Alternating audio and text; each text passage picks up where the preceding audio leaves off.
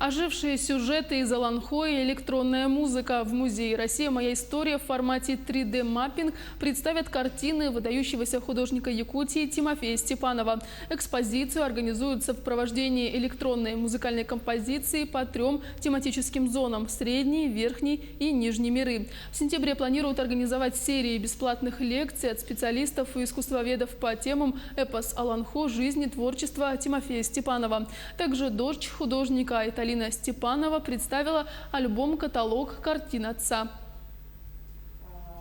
Это первый альбом, каталог всех работ моего отца Тимофея Степанова.